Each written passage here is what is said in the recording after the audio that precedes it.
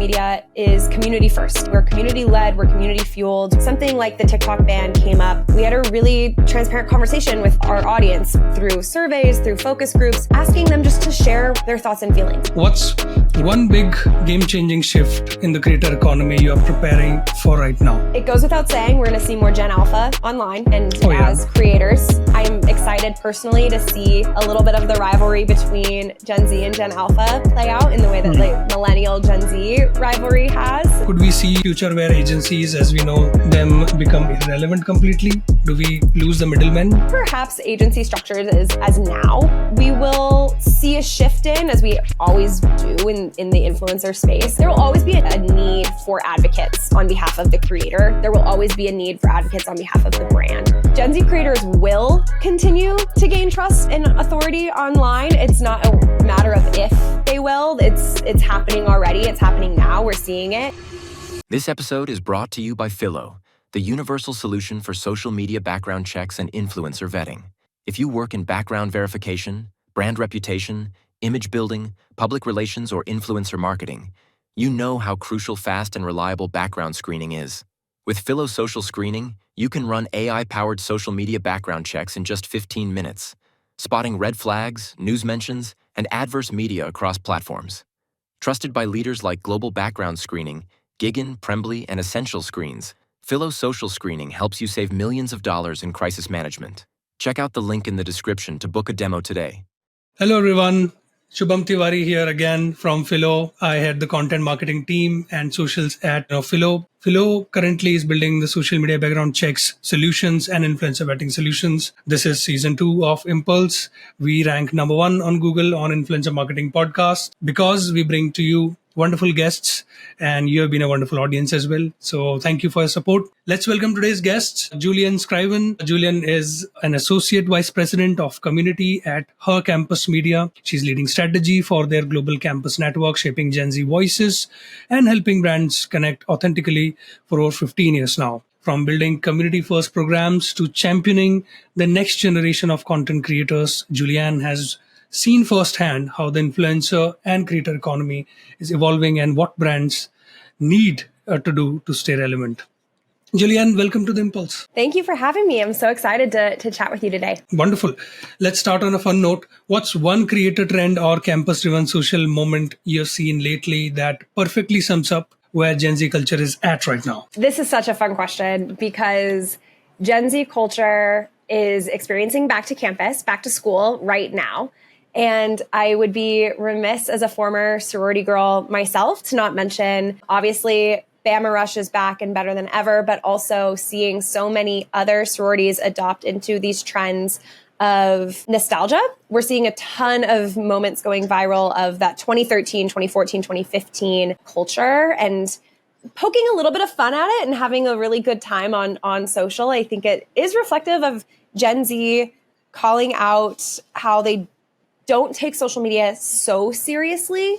It's really been fun and exciting to watch, especially as this back to school sorority recruitment, what's in her bag, what is she wearing? Moments have been so big in years past, and seeing it have a little bit more of that silliness to it has been a really, really great trend to see. Wonderful. Which social media platform you don't take seriously at all, and which social media platform you take very seriously? I have to go with what our audience has told us here, which is that TikTok is really their place to have fun, especially in early January when TikTok ban conversations were dominating headlines, but also dominating the influencer industry. We did a ton of pulse checks with our audience of Gen Z, up and coming content creators and really established content creators of how are you feeling? What is this like emotion that's coming to you as you're thinking about TikTok leaving? And overwhelming the sentiment was, I don't want to just post on Instagram. Instagram is the serious platform. Instagram is that like big sister platform. Instagram is not the place where I can post just random videos that I made in 10 minutes and had fun with. So I have to go with my audience there and say I take Instagram as a more serious tool, but TikTok is the place to have fun. And I think it's important to note that having fun is serious business too. You can have so much monetization opportunities in that fun element. So just because a platform is fun doesn't mean it shouldn't be taken seriously from a brand or consumer perspective. But based off of what content you're going to see, that's more fun. I think I have to go with TikTok. Wonderful, wonderful. And that's very interesting what you mentioned about pulse checks. What do you mean by pulse checks and how did you do it? How many, people you reach out to get this, sense of what's going on? Great question. Her Campus Media is community first, as you mentioned. We're community led, we're community fueled. We are really always listening to what our audience, our Gen Z, our ages 18 to 24-year-old young women, what they're needing, wanting, feeling, experiencing, thinking, dreaming about, getting stressed over. And the way that we do that is by building our community that reacts and is proactive to all of those various pieces that go into being a young person. And so when something like the TikTok ban came up, we had a really transparent conversation with our audience through surveys, through focus groups, asking them just to share their thoughts and feelings, not asking for anything in return beyond hearing how they're feeling and allowing us to act on that. We rolled out quite a few diversification education tools to allow for audience growth on other platforms. This is, again, back in January, you didn't know what the future really looked like and held there. And I think by having that trust with them, we're able to get that insight because they know that we're going to react to them in a way that feels supportive. Wonderful. You're now leading the entire community strategy at her campus. I've also been a community manager. I graduated through CMX, community MBA also. So I understand the role. It's very exciting. People first. Yes, absolutely. What's the biggest shift you've seen in how creators are now discovered, nurtured, and elevated in your space, particularly in your community? I think the biggest shift with nurturing a creator is now more rooted in that education piece and making sure that influencers, content creators understand how to have a conversation with a brand or an agency in which they are putting themselves first and making sure that whatever partnership they're doing makes sense for them and feels good to them. I think right at the beginning of influencing, it was very much about take on any and all brand deals. And now I think creators really get to have a say in what makes sense, what feels good, what content's exciting, what product is exciting to them, what's going to resonate with their audience. 2025, I feel like, is the buzzword of 2025 is the year for community. That's the buzzword, right? Everybody wants to have a community. Everybody wants to be part of community. As somebody who has worked in community for my entire career, am so delighted because a few years ago, saying community, it was kind of wrapped around well, what does that mean? And now it is so clear, not only the need, but the want. And so I think there is such a strong sense for all of that, for the discovery, for nurturing, for elevating, not only from brands or from agencies, but from each other and coming together and shooting content together or hyping each other up in comments or working together and collaborating on brand deals, I think is such a reflection of that need for peer-to-peer interaction. Right. And Gen Z creators are, rewriting everything in culture, but particularly, the playbook of brand partnerships. So from your vantage point, what are the demanding now that, brands and agencies weren't ready to provide, let's say 5 years ago? Long form video content, for sure, is something I think 5 years ago, people were consuming on YouTube. And I think with the TikTok change of allowing for longer videos, it's just a little bit more prevalent now, that long form video content. I also think content that is in line with what the creators are already making and creator first brand deals. There's a fantastic TikTok creator, Delaney. She creates hysterical TikToks where she is focused as the main character of a movie and she plays different parts of this concept that she's developed. And I will regularly watch sponsored content of hers, having no idea it's a sponsored content piece until it is just so subtly mentioned. But I'm already hooked because I want to know what she is portraying and what she's doing. And she's playing the insufferable main character in your favorite rom-com or whatever. And then all of a sudden at the end, it's an ad for something else. And you're already hooked on the story. You're already hooked on what she's joking about and saying and relating to it.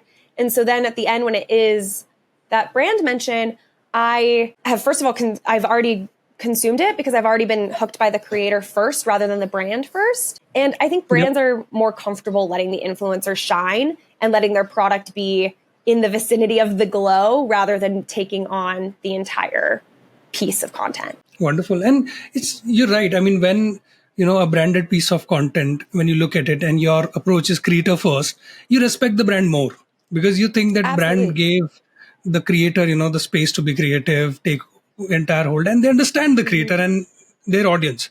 So and it shows, it's such a no-brainer. It is a no-brainer, and it shows to our point earlier that the brand is willing to have a little bit of fun and is willing to not take themselves so seriously that they have to be the center of attention here. Like, they're willing to have a moment in this like awkward or funny or silly piece of content. I just think it humanizes them a little bit more. Wonderful. Her campus has built partnerships with major brands while staying rooted in social, particularly school, student voice. What's the secret to keeping that authenticity when big dollars enter the equation? This is a big question, and it's a question that as a company we've experienced, but then also for influencers themselves as they are navigating, maintaining that trust and authenticity. And I think that you can't be authentic without having trust, and your audience has to trust that you're authentic, right? So we've built trust with our audience, community members, by focusing in on education through our education programs, such as Certified Influence, where influencers can take for free, if they're community members, courses that allow for them to better understand what the world of influencing is. This is an ever-changing, ever-evolving program as well. So as things roll out, as things shift in the space, it's adapting to that and it's reacting to that, and it's being proactive as well. So I think that means when big dollars enter the equation, our community members know that we're going to advocate for them, and they can trust us because they're feeling more prepared. There was one person who works on my team. She's a fantastic community builder and a fantastic influencer as well. And she, prior to joining our team full time, was a community member. And one of the reasons she wanted to come onto the team was because every brand partnership she did with her campus media when she was an influencer, she said that she always felt set up for success because we communicated what the goal was from the influencer perspective, what the goal is from the brand, what our goal is. And so that way she was confident on all three levels of communication and knew who to ask questions for, who to ask for more support, who to ask for, hey, I have this idea, I just want to run it by you. Like, having that layer of trust, I think, is really what allows to remain authentic, even when, big brands and big dollars are in play. Wonderful. We all know the creator economy is moving fast, but so is the risk. So when you're evaluating a potential creator for a brand collaboration at her campus, what signals make you confident and what signals come off as red flags instantly? Absolutely. So her campus media focuses really on developing up and coming content creators and established content creators in that Gen Z space, ages 18 all the way up through 30. And so we understand that our audience has grown up with the internet, right? We get that. We know that they understand the longevity, they understand the power, they understand the risk in it of itself of being front and center and playing to the camera. We are always confident when we see creators who are having fun and they submit applications and just to join our community, and we scroll through their content and we're wanting to stay on their page. We want to see what they're doing because they are clearly having fun with it. It's not coming across to us as somebody who's like, well, this is what everyone else is doing, I also am going to try to do this. They're having fun. They're playing around. They're figuring out what their niche is. They're changing how they're creating content because they're not afraid to try different trends on and say, or to even say, that trend doesn't suit me. I'm not going to touch that one. That's also a great, great green flag for us because it shows that they know that line of what they're wanting to participate in and wanting to opt out of. There are obvious red flags, right? So it's like anybody who is posting content that's offensive, we check for post consistency as well, because I think it demonstrates if somebody's going to remain rooted in this and stay on it as it evolves and changes. And it also shows that they're willing to grow into different platforms as platforms change. Yep. Wonderful. I'm glad that you used the phrase generation that grew with the internet. So At Phyllo, social media screening API is right now, the buzzword inside our company, which helps brands surface, past content that could pose a risk. So in your view, is automated vetting now a must have? Do you use it in your organization, or can relationships and gut instincts, do they still play a role? I think it has to be a combination. I think we see so many applications of members. Having a tool is vital to get through them. It needs to be fast. We have brand deals and we have influencers who want to get started. So it's like we need a combination. So yes, we are using a tool, but every single application that makes it past our initial round of tools. And what we're looking for really is this person the correct fit by way of demographic? Are they a college student if they're applying to join a college community, right? Things like that. We vet every single person though by hand post that to make sure, like I said, that they are having fun with their content, that they're interested in learning about influencer content, that they are developing their platforms, that they're going to be participatory in education pieces with us, that they're looking for that community, that we can offer them something, and they're coming to us and trusting us with that as well. So I love the tried and true method of a hand vet mixed with these new tools. I think that's the way to mitigate risk the most effectively and to build the most diverse, inclusive, exciting, communicative community. Yeah. How many creators do you have in your community right now? We have over 100,000 creators. Wow. And you're still doing, all the things, like some part of it manually, the vetting process. That's some just part amazing. of it manually. Yeah. And again, it's looking for people who are going to be engaged and eager, and also making sure that if they apply for a community within the Her Campus Media family, that we find the right community fit for them. So we have so many various branches of our community. If you're a college athlete, we have something very specific for you where it's like you can come together with these other collegiate athletes and learn together. College athletes, especially college women athletes, are bigger than ever before with NIL and with people wanting to engage with them. We really saw a space though where a lot of them are making content, but their peers are different than maybe somebody who's not a college athlete, who's just a college student, who has people around them constantly wanting to make content, or like, oh my gosh, I saw this TikTok trend. An athlete is surrounded by other athletes. They are not necessarily around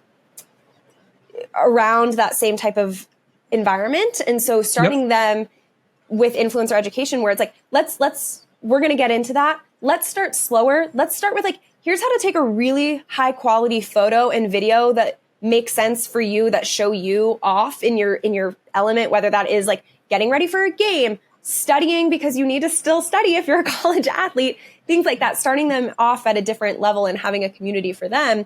And I think like that has made our community as an entire network so much stronger, is finding out what the needs are of specific people. But 100,000 members, how do you see this, shaping how you track trends, spot risks, and react in real time? My question is in context of social listening, of course, because you have to be on top of trends.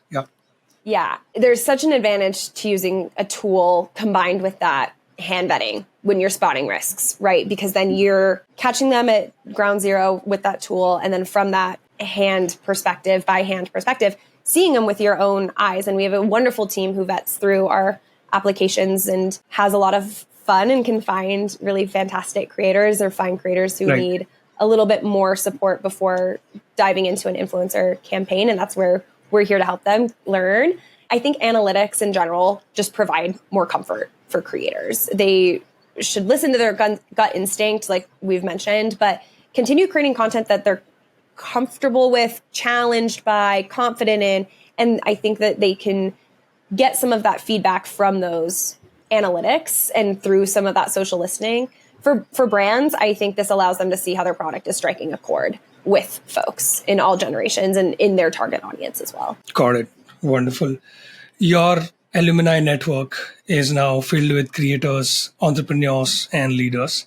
So what unexpected ways are these alumni influencing culture or brand strategies today? This is such a huge question because Her Campus Media really has been around for 15 plus years and has seen so many different types of media evolve in those 15 years, right? So I am a former Her Campus Media community member. I joined my Her Campus chapter when I was in college because I was on a journalism track and I knew that I needed real world experience that would allow me to cultivate my own writing style, my own voice, rather than dipping into that overly news sounding voice that wasn't of the time. And it still really isn't. Now it's all about having that personal touch. And I knew that I needed to be in a Her Campus chapter to learn that. And so I joined when I was in college. And so it's like, we have seen the world shift a little bit too. Now it's Her Campus, it still has our chapter network. We're still pouring into these young student journalists. We're also pouring into influencers. Influencer wasn't a job when I was in college. That wasn't a term that was used. And so we've really evolved, and it's allowed for our alumni to as well. We have authors, CNN and ESPN correspondents, creators, nonprofit directors. As we have widened, so have our alumni. And after 15 years, our alumni are really touching all industries and shaping them. Wonderful. What is the story behind the name of the company, Her Campus? Yes, can you tell us? This is a big story that really I should reserve for Stephanie and Windsor, so I will. But I will briefly mention that Stephanie, Annie, and Windsor, the three co-founders of Her Campus Media, saw a hole for young student journalists when they were in college themselves. So they were three women at Harvard who really did see that a need for this on their own campus and thought this is a need on other campuses as well. And so when they sparked that idea, they really felt like it was for her and for them. But again, I'll let them share the wider story of the entire concept. Wonderful. It's very inspiring. As a bit of controversial one for you, if Gen Z creators continue to gain trust and cultural authority, could we see a future where agencies as we know them become irrelevant completely? Do we lose the middlemen? I am going to tweak the question slightly because I think it's important to note that Gen Z creators will continue to gain trust and authority online. It's not a matter of if they will. It's happening already. It's happening now. We're seeing it. I trust Gen Z, and I think that they're an authority, especially on all things Gen Z. I think perhaps agency structures as now, we will see a shift in, as we always do in the influencer space, and as we have since influencing really came to be. There will always be a need for advocates on behalf of the creator. There will always be a need for advocates on behalf of the brand. So whether that does shift or change, it will exist in some capacity. Her Campus Media operates as an agency that represents a brand to the community members and the community members to the brand. And I think that is what is so powerful about this relationship, because we can bring everybody to the table. Right. Wonderful. Now, looking into the crystal ball, 2 years ahead, what's one big game-changing shift in the creator economy you are preparing for right now? It goes without saying, we're going to see more Gen Alpha online. And as creators, we're seeing it already, and we're going to continue to see it. I think the oldest Gen Alpha is 16 right now. So they're coming fast, and they're going to be the main consumers and folks who were consuming content, right? So I think it's going to be very fun. I'm excited personally to see a little bit of the rivalry between Gen Z and Gen Alpha play out in the way that the millennial Gen Z rivalry has. And I'm very excited just to kind of sit back and enjoy that.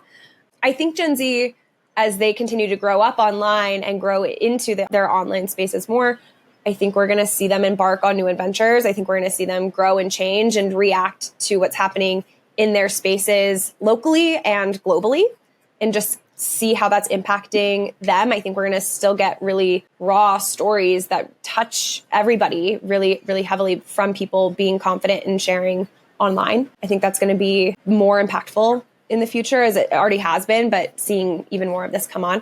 I also think that it's important to take that proactive and reactive approach. We're constantly educating our members on how to diversify their audience. And so whatever big shifts, they're ready to take that on.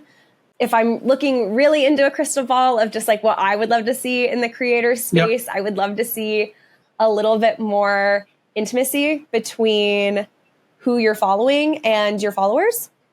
What I mean by that is I would love to see a little bit more specificity on my own pages. So when I'm looking at my Instagram Reels page or my TikTok FYP, I am seeing content creators that I absolutely do follow, but I'm also seeing a really wide array of just like what the algorithm thinks I will like. And I foresee a future where we're seeing a little bit more content from people you know, directed to people they know. That almost, I keep thinking back to like the nostalgia of a Facebook profile in its heyday, where it was, it was like people you knew more on a like one-to-one level, or in a group, like it was your actual friends. And so I think we're going to see a little bit of that come back in some way. I don't know how. I would love to see that too, because I just was talking to some friends over the weekend, and one of them was saying how they feel like they go on Instagram and they don't see anybody that they know unless they're tapping through stories. So I think we're going to see a little bit more of that. And I think it's a great challenge for content creators and influencers to tap into building that authenticity and building that trust. So that way, even if your audience doesn't know you in that one-to-one way, they're wanting you on a page that's full of their friends as well. Exactly. So it's like a circular movement for social media. I think so. Yeah, it's wonderful. That would be great. I agree. Couple of rituals that we make our guests go through at the end of the interview. You have to give us a book recommendation. It can be your all-time favorite book, or something you're reading right now, or if you're a film buff, that's brownie points, because I'm a film buff also. So you can give us an interesting recommendation. This is a very fun question for me. In my downtime, in my spare time, I love to read. I read over like 130 books a year. I am like tapped into that. That's like kind of where I find. Are you a Goodreads nerd? I've actually made the transition over to Storygraph. So I am a Storygraph. Okay. Yes. Okay. I am kind of a data nerd. And so it tells you absolutely everything about what you're reading by way of patterns and trends. And it's a fantastic platform. So for any big readers out there who want to understand all of their data, that's what I would go through. The book I would recommend is What Kind of Paradise, especially for anybody who is looking for a borderline thriller. What Kind of Paradise is excellent. It's in my top books of the year thus far. Wow.